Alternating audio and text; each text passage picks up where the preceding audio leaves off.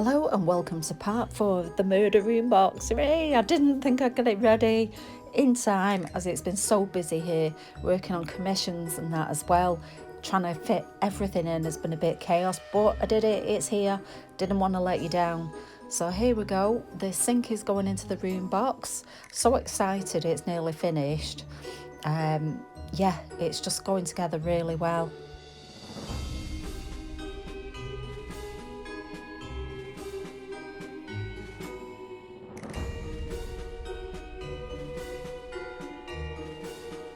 I made that sink as a Belfast sink because that's what they would have had in the Victorian times. The copper's now going in. I was really pleased with that, really pleased how it went together. Now I'm just sizing up where she's going to go, the murderer, and her table, and just gluing it all down because these are set room boxes and they stay as they are, so no need for them to move around after this. There's the crime scenes and there's the body parts, you know, just moving them around like you do.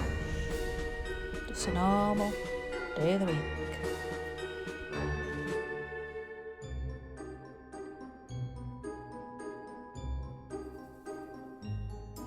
Here I'm going to use some string to make a clothesline to go in the laundry room, and I'm using hot glue just to attach it to the wall. I didn't really want to start jamming holes into that wall in case I wrecked the plaster on there, so it worked out okay really. Yeah, you can't see any of it there, it just looks like it's attached to the wall, so that's great.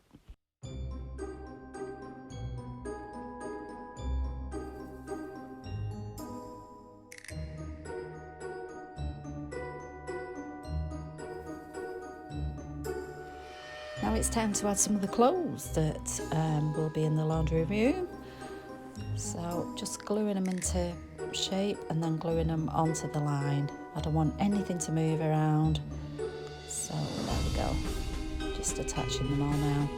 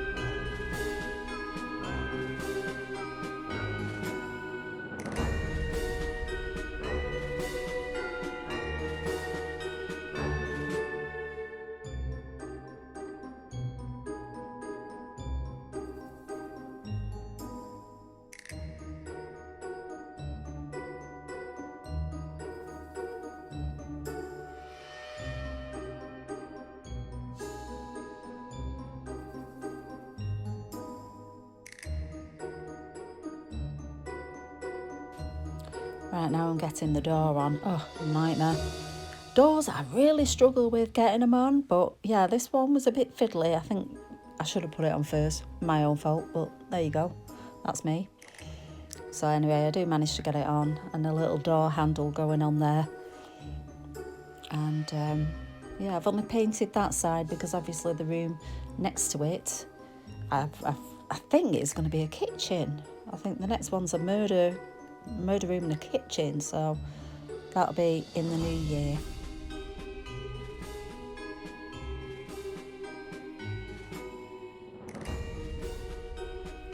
And it's on, good old super glue, it's going on. So put all the finishing touches on, and now I need to add the blood. Now I suppose the real scene where this would have happened back in the day would have been an absolute mess. Well, so I'm doing a more clean version of the murder scene. So I'm sure it would have been all over the show, but here I'm just adding edited bits. So just dabbing it on with the red paint.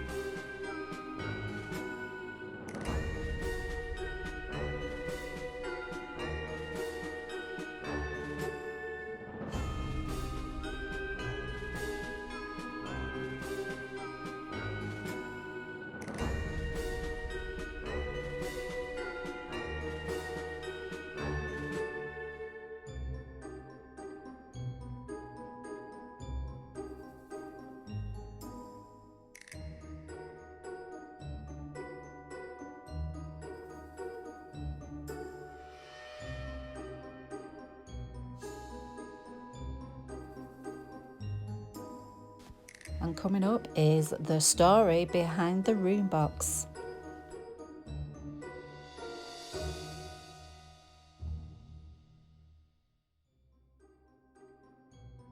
The Richmond murderess, Kate Webster. This case was one of the most sensational in Victorian Britain. Kate Webster was an Irish woman who moved to England. She was no stranger to crime. She spent much of her young life in and out of prison for larceny. In 1879, she got a job as a domestic servant to twice widowed Julia Martha Thomas in Richmond. Mrs. Thomas soon became critical of her employer's work and gave her a notice. The pair argued, and after that, Mrs. Thomas went to church. Upon her return, Webster threw Mrs. Thomas down a flight of stairs, then choked her. Other reports state that she attacked her employer with an axe. Webster then dismembered Thomas's body, boiled it in the laundry copper to hide her identity. She packed the body pieces, except for the head and one foot, in a box and a bag, then threw them in the Thames. The foot was discarded and discovered on a rubbish tip in Twickenham. Webster was eventually arrested, became instantly famous, and was tried and executed. Madame Tussauds created a figure of the Richmond murderess. Her head was lost until 2010, when workmen dug it up in a garden belonging to Sir David Attenborough. And thank you to Wikipedia for all the details there. Quite a story. And poor David Attenborough, finding that in his garden, come on. Anyway, an excellent story. The next one I have lined up starts in the kitchen. So I will follow that up with you in the new year.